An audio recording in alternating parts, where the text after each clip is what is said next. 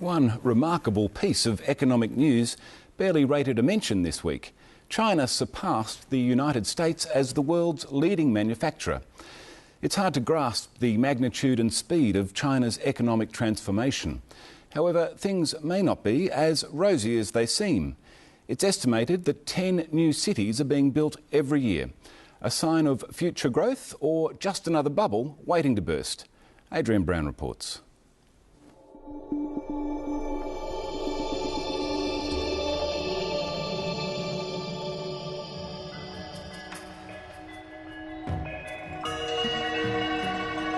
These are satellite images of one of China's newest cities.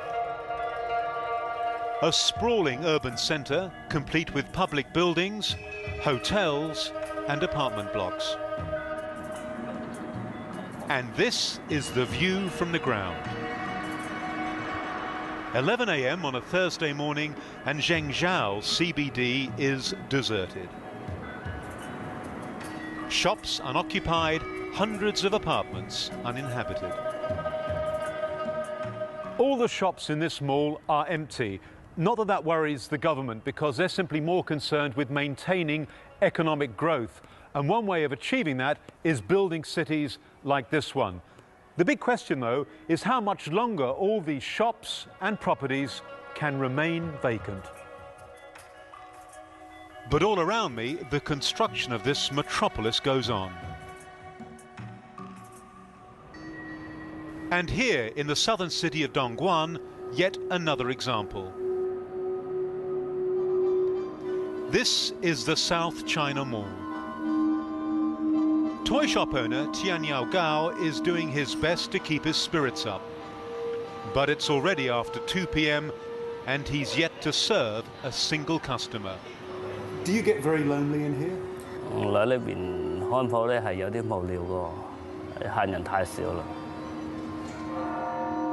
But then slow days are what he's used to. When was the last time you sold something?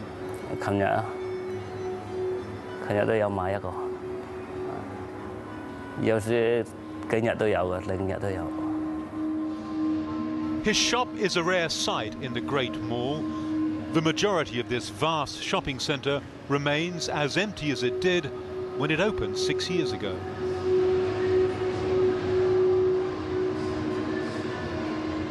Back then, developers boasted that it would become the world's biggest shopping mall. With plans for 1,500 shops that would attract 70,000 shoppers a day, the mall was heralded by the New York Times as proof of China's astonishing new consumer culture. But today, the not-so-great Mall of China, as it's now known, is a glaring indication that this consumer culture has been grossly overestimated.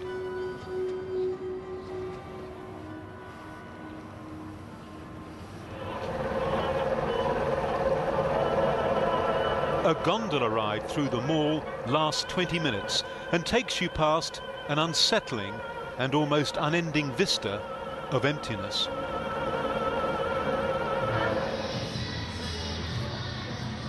For the few workers kept on to maintain this vast and now eerie complex, it's boring and lonely work. And already there are signs of creeping neglect. Even filming an empty shopping mall is a sensitive issue in China. Police arrived and ordered us out. But the mall is so vast, it was easy to slip back in unnoticed. And just like in the city of Zhengzhou, building goes on. Despite repeated requests, the mall's management refused to talk to Dateline. But Tian Yaogao wonders if the mall may become another victim of the government's obsession with big infrastructure projects. Do you think the South China Mall will still be around in 5 years' time? 咁樣好難講喎，要過咗明年睇下點樣咯。自己感覺？感覺睇下佢話二樓已經租出去啦，如果二樓租得出去有人嚟嘅話，就有機會啦。冇人嚟就冇機會啦。We're on our way to another new city, Daya Bay, a 3-hour drive from the not-so-great mall. As you enter the city, the touts pounce, and a well-rehearsed sales pitch begins.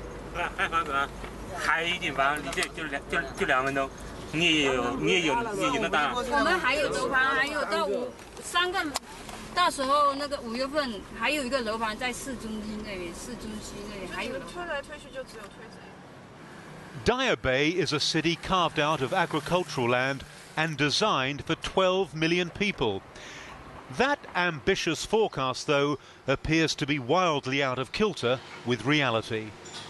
Because, according to even China's state-controlled media, 70% of these new units remain unoccupied. Is China experiencing a property bubble? Absolutely. A property bubble like which I don't think we've ever seen.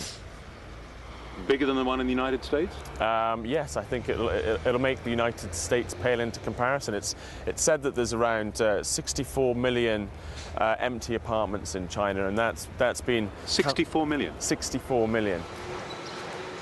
Gillam Tulloch is a Hong Kong-based analyst who's been investigating China's residential and commercial real estate market.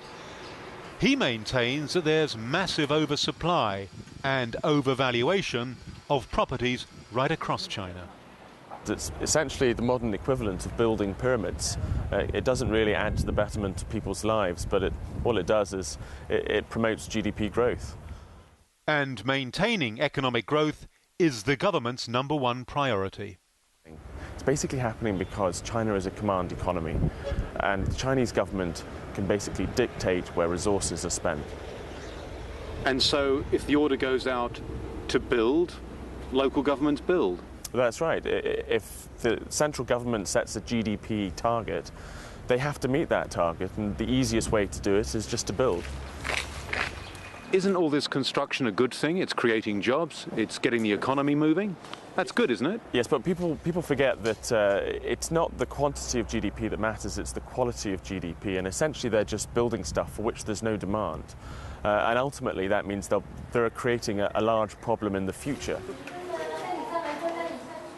Prices for units here range from $70,000 to $100,000, a fortune in a country where the average worker's annual wage is around $6,000.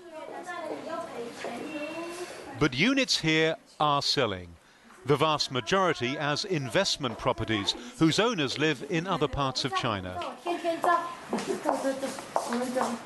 The agent bundled this prospective buyer away before we could talk to her. You've come here today, you've had a look around. What was your impression? It's pretty alarming. It's incredibly interesting. I don't think there are many places in the world like this. I mean, we've seen empty apartments, empty condominium projects. Do you imagine any of these apartments will be occupied in 5 years? I think the occupancy rate in 5 years will still be about 25%. But, you know, if they bring the prices down to close to zero, I'm sure some people will move in. Well, here's the thing. You've got millions of Chinese who, like people anywhere else, dream of owning a home, and they can't. That's right. These are far too expensive for them. Millions of expensive empty homes and millions of Chinese who can't afford to live in them. George Jiao is one of them. His rented home lies at the end of a narrow alley in the capital, Beijing. He knows that one day soon all this will be demolished. In its place, more upmarket condominiums, like the ones that tower above his neighbourhood, a daily reminder of his own frustrated efforts to buy a home. He and his wife live in a single room off a small courtyard. 这儿你看1户2户3户4户5户6户7户8户9户10户人，一家基本上有2个人。family each family。对对，你要洗得在哪儿洗？外边洗。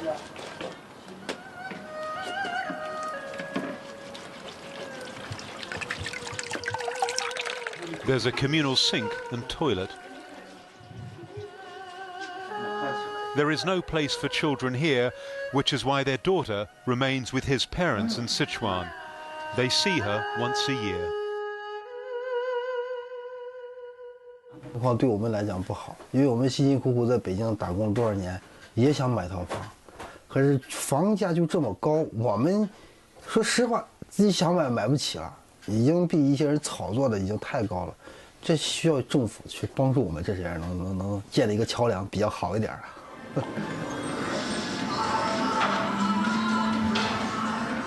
George and his wife both work 6 days a week in a beauty parlor.